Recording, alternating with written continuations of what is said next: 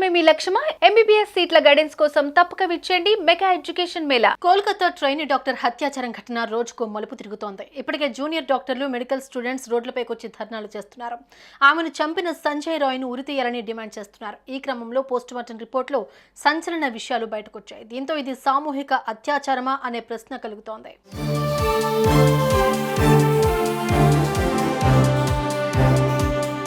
West Bengal capital కోల్కతాలోని RG Kar medical college హాస్పిటల్లో అత్యాచారం, హత్యకు గురైన 31 ఏళ్ల ట్రైనీ డాక్టర్ ఘటన ఇప్పుడు దేశవ్యాప్తంగా చర్చకు దారితీసింది.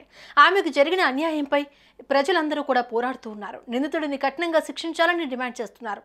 కానీ పోటుకో ట్విస్ట్ ఈ కేసులో షాకిస్తోంది.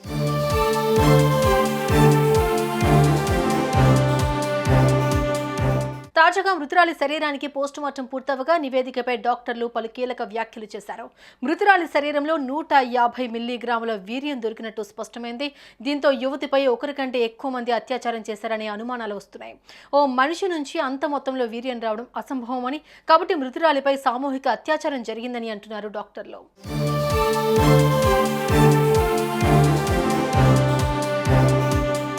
కాగా ఈ కేసు ఇప్పటికే సిబిఐ చేతికి వెళ్లింది. పూర్తి స్థాయిలో దర్యాప్తు చేస్తున్నారు అధికారులు. ఈ కేసులో ఎవరికి లింక్ ఉన్నా తప్పకుండా వారి పని పడతామన్నారు. ఘటన జరిగిన తీరు, పోస్టుమార్టం రిపోర్ట్, సీసీ ఫుటేజ్, ఇతరత్ర ఆధారాలు ఇప్పటికే సిబిఐ చేతికి వెళ్లింది. దీంతో ఇప్పుడు ఈ కేసులో లింక్ ఉన్న ప్రతి ఒక్కరూ బయటపడతారంటున్నారు.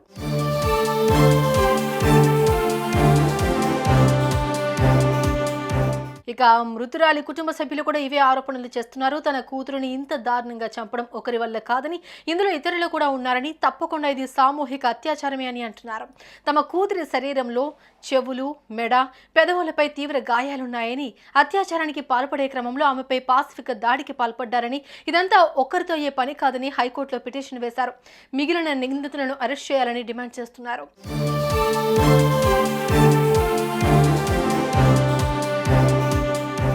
ఆగస్టు 8న 31 ఏళ్ల పీజీ సెకండ్ ఇయర్ చదువుతున్న ట్రైనీ డాక్టర్ ఆర్జీకర్ ఆసుపత్రిలో నైట్ షిఫ్ట్లో విధుల్లో ఉంది. పనిలో అలసిపోయి కాసేపు పడుకునేందుకు ఆమె సెమినార్ హాల్కు వెళ్ళింది. రాత్రి 3 గంటల సమయంలో ఆమె పడుకుంది. 4 గంటలకు హాల్లోకి వచ్చిన సంజయ్ రాయ్ అనే పోలీస్ వాలంటీర్ యువతపై అత్యాచారానికి పాల్పడి అత్యంత కిరాతకంగా చంపేశాడు. మరుసటి రోజు విషయం బయటకు రావడం, పోలీసులు అతన్ని 6 గంటల్లోనే పట్టుకోవడం చకచకా జరిగిపోయింది.